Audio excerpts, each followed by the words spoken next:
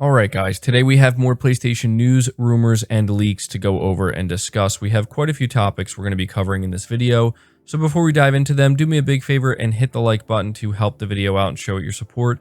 And if you are new here to the channel, consider hitting that subscribe button as well. The first set of topics we're discussing involves Horizon Forbidden West. We have new information regarding this upcoming PlayStation exclusive coming from Guerrilla Games, so I wanted to be sure to update everybody and let you know what exactly is being said and talked about. So the first piece of information has to do with the story surrounding Horizon Forbidden West and how Aloy's character is going to evolve. According to Guerrilla Games, we are in for some big surprises. So this is reading from PlayStation Lifestyle, and it says Guerrilla Games has said that Horizon Forbidden West will explore certain aspects of Aloy's character in depth, as she will be forced to change along the course of the game, with new tribes, new companions, and new complications driving the change. The studio believes that players will enjoy experiencing Aloy's evolution in the upcoming title and teased big surprises along the way. This is exactly what narrative director over at Guerrilla Games said about this aspect of the game on PlayStation blog. Quote, "Born and raised as an outcast, Aloy has a unique perspective on the world. She is deeply compassionate towards those who suffer and highly driven to punish powerful oppressors. Although she has made many friends during her adventures, she still feels like an outsider, and the truth is she has no real home. These aspects of her character will be explored in depth as she ventures into the mysterious frontier of Forbidden West. This goes for the story as well. It starts with the same Aloy that players fell in love with during Horizon Zero Dawn, but we've added new tribes, new companions, and new complications, all of which will force Aloy to change. We don't want to spoil how, but there are some big surprises along the way. We have no doubt that players will enjoy watching her evolution."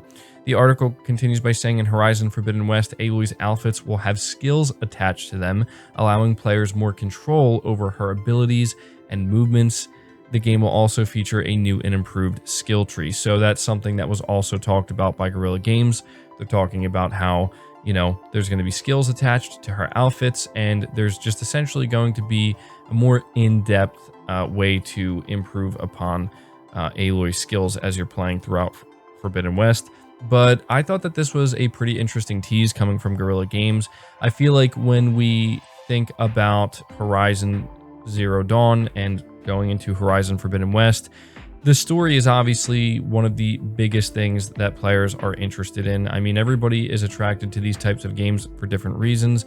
One of the things I really did enjoy about Horizon Zero Dawn when I played it is the mystery surrounding Aloy as a character and the world itself, and uncovering that throughout the game is what made it so interesting and unique, in my opinion, and really kind of helped it stand out. So the fact that Aloy is going to be evolving as a character, obviously I think that's something we expect, and it does sound like, based off of what Guerrilla Games is saying here, there's going to be some significant changes or some significant twists and turns that maybe we just weren't expecting, and they definitely, have my interest. I'm eagerly awaiting this game like everybody else, and so yeah, you guys can let me know down in the comments below, what exactly do you expect to go down in Horizon Forbidden West? How exactly do you expect Aloy to evolve as a character? We'll definitely be interested to see what you guys have to say about that. But continuing to talk about Horizon Forbidden West, this is reading from PlayStation Universe, and it says Horizon Forbidden West developer details Aloy's new character model and assures that the PS4 version won't be compromised. So it says here Guerrilla Games has offered a closer look at Aloy's highly detailed character model in the forthcoming Horizon Forbidden West, which benefits greatly from the added technical horsepower of the PS5. Having said that, the studio is quick to make note that the PS4 version of Horizon Forbidden West won't be compromised in any way. In fact, Guerrilla Games revealed that the game was developed and tested simultaneously on PS4 and PS5, and this is what was said by the lead character artist on the PlayStation blog. Quote, "We actually developed and tested the game simultaneously on both PlayStation 4 and PlayStation 5 because it's very important to us as a studio to ensure PlayStation 4 players get an equally immersive experience. With our knowledge from Horizon Zero Dawn, we knew that we still had some unexplored resources that could push the realism and quality of our character assets forward. It's great to now be able to tap into that knowledge and experience for the sequel. From an artistic point of view, Horizon Forbidden West really stands on the shoulders of a successfully established design foundation in Horizon Zero Dawn. The most noticeable differences and improvements for Aloy in terms of technology is the push of facial and body capture accuracy, allowing more realistic shapes and surface details on characters, as well as the careful increase of polygon density to capture handmade and used outfits. So, definitely something that I thought was worth mentioning here. We have Guerrilla Games basically once again showing off just how much more highly detailed a character like Aloy is, and just how much more highly detailed the characters in general and the animations, the facial expressions, all this stuff that we saw with the gameplay demonstration.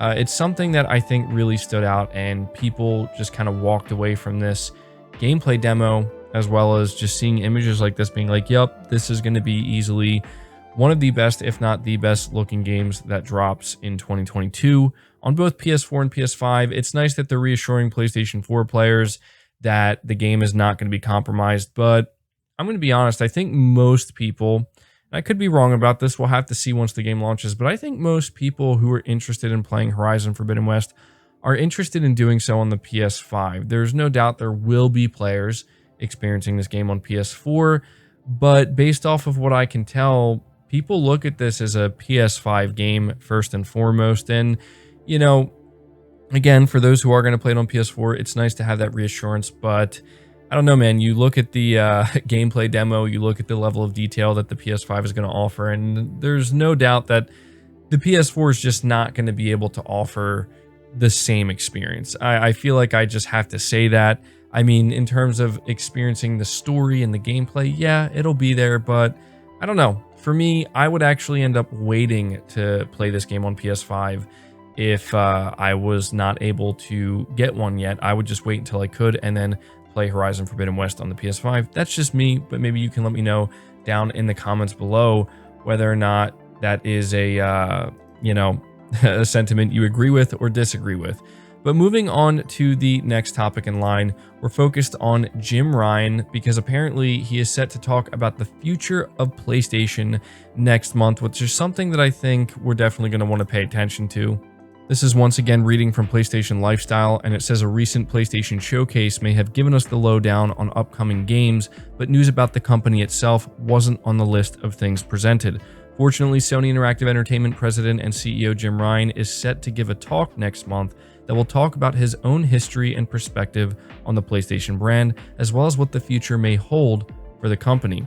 Ryan will be headlining Games Industry Live London, an event by GamesIndustry.biz, featuring a number of different games industry speakers adjacent to EGX. Ryan's pre-recorded fireside chat will air at 5 p.m. BST, 12 p.m. EST, or 9 a.m. PST on Thursday, October 7th. And so it goes on to say, right now, we don't know if Jim Ryan's talk on the future of PlayStation will bring to light any substantial announcements, but the company has kept rather quiet over the last year since the launch of the PlayStation 5, with a number of future partnerships on the table like Discord, the PS5 PlayStation VR headset coming, and rumors of Sony's own answer to Microsoft's Game Pass and cloud services. There's a lot for Ryan to potentially talk about when it comes to the future of PlayStation. We don't expect this talk to feature any major announcements, but it just might offer up some hints about what Sony's plans might be for the second year of PlayStation 5 and beyond. And that's the main reason I wanted to cover this, and I feel like PlayStation Lifestyle brings up some good points here. They're basically saying, look, Sony has been quiet, and while we have gotten some sporadic interviews from, say, Herman Hulst and Jim Ryan throughout the year, most of those interviews just kind of continue to, hammer on the same points that we've been getting from these executives for pretty much the past year since the launch of the PlayStation 5. It's true that there's just so much for Jim Ryan, as well as anybody else there, who's higher up at PlayStation or Sony, to reveal and talk about when it comes to their plans.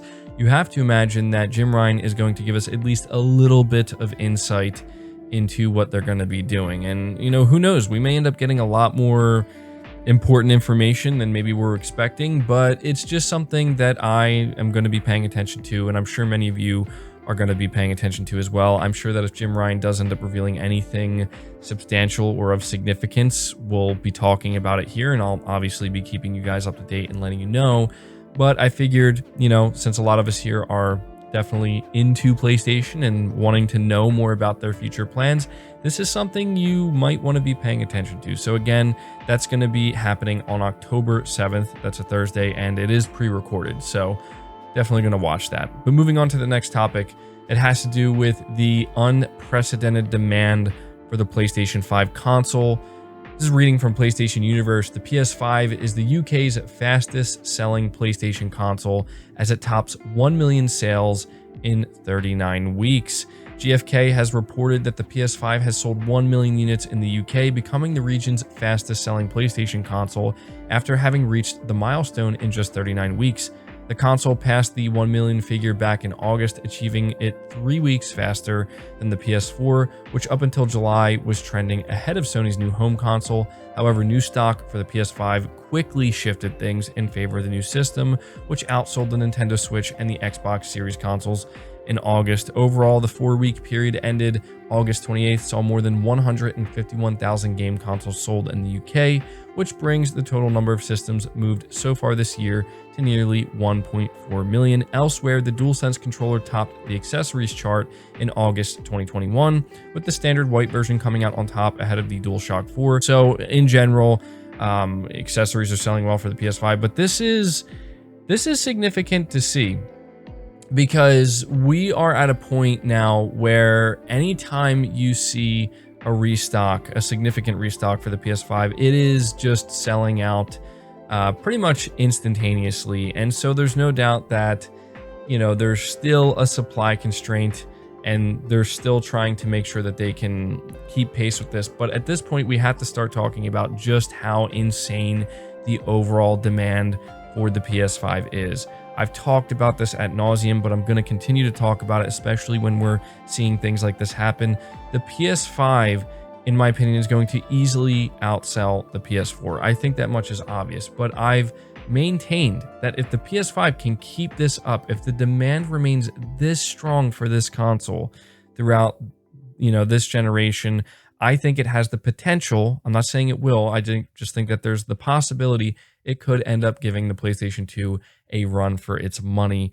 The level of demand for the PlayStation brand in general is just through the roof. It's been that way before the launch of the PS5, going into the launch of the PS5, and it has remained that way nearly a year after launch. And so I'm sure Sony's loving this, and I'm not saying that you should care about sales, but if you do care about the overall health of the PlayStation brand, specifically the console, and you know that's your favorite way of experiencing games, you know, it might be worth kind of paying attention to just how well this console's doing. And for anybody who is wondering, like, hey, you know, are PlayStation sales slowing down at all? Is the demand, you know, kind of anywhere close to being met? The answer to those questions is no. And so, yeah, we're seeing the PS5 continue to break records, and it's definitely outpacing the PS4. We'll have to continue to watch and see how far it can go. The next topic in line focuses on Death Stranding Director's Cut, specifically a new Easter egg that was recently discovered by players, and it seems to be somewhat of a nod to PT, although not everybody is taking it that way. But when I looked at this and I watched it, I was like, yeah, you know, I could definitely see how this is being perceived as a nod to PT and Kojima, you know, almost making a horror game, almost making a Silent Hill game. And so this is reading from PlayStation Universe, and they're basically saying, look, the players are discovering a hidden nod that seems to be towards the playable teaser, aka PT. That's according to YouTuber Susie Hunter, who stumbled across a new scene in the game, which transpired during Sam's private room, where you encounter a ghostly figure near the shower area. Anyone who has played PT will recognize this as a reference to the demo's resident spook, that being Lisa. And again, like, I'm looking at this and, you know, it doesn't necessarily look like a silhouette of Lisa, obviously, but the movement of the head, just the erratic movement and the nature of it, like clearly being something very ominous, very scary. It's hard not to look at this if you are a fan of PT and at least want to believe that this is a nod to PT, right? And so, yeah, we saw the original teaser trailer released for Death Stranding Director's Cut, and it was, you know, a big homage to Metal Gear Solid, basically saying there might be some Metal Gear Solid-like missions with Death Stranding Director's Cut, and so we also see something like this. It's pretty cool. It's, you know, it's not something I'm going to read into too much. There's been so much going on this year with, you know, what's Kojima doing next, and is he staying with PlayStation? I don't have the answers to any of those questions, but nonetheless, I do think that this is pretty cool. You guys can let me know down in the comments below what you think about this Easter egg. But we're moving on to the next topic, which talks about Sony working to potentially bring PS5 games to PlayStation Now. And so it says here that Sony Interactive Entertainment has filed a new patent that indicates the format holder is looking to bring PS5 games to PlayStation Now, its cloud-based streaming service that allows users to stream and download content. The PS5 launched back in November 2020 in a number of major global markets, including the United States and Europe, but PlayStation Now did not receive support for PS5 games due to the shortage of components in manufacturing the new console. This probably isn't surprising. However, the new patent, which is for a ultra high speed, low latency network storage, hints that work is ongoing to allow PS5 games to be streamed via PlayStation Now. The filing specifically mentions utilizing multiple NVMe drives, which just so happens to be the type of storage drive used in the PS5, networked together to stream games. And so this was a pretty interesting find, and it does seem like something that you at some point would expect Sony to do, but you do have to wonder, like, what type of PS5 games? Are we talking about PlayStation 5 exclusives, or are we just talking about PlayStation 5 multi-platform games? I feel like that this is going to be something that we're going to have to pay attention to, and it wouldn't shock me if Sony does announce this in the not too distant future, but I do think some fans will feel a little bit upset and disturbed if Sony's like, hey, you can now play, you know, PlayStation exclusive games on PlayStation Now, PlayStation 5 exclusives, that is, because, you know, I mean, Sony's still trying to sell this console. A lot of people went out there and bought this console specifically for these exclusive games. To be honest, I don't know that I would care that much, only because, like, I just don't want to play games through the cloud, and I feel like we're beginning to kind of see a separation here, a clear separation. And what I mean by that is, if you're somebody who doesn't want to buy a piece of hardware and you would rather play a game through the cloud if it's available there, then that's what you're going to do. But I feel like if you're somebody who is just not going to do that, you're not going to do it, right? Like, it doesn't matter if these games are available through the cloud, through PlayStation Now, you're going to want to play it on the PlayStation 5. You're going to want to have that native experience.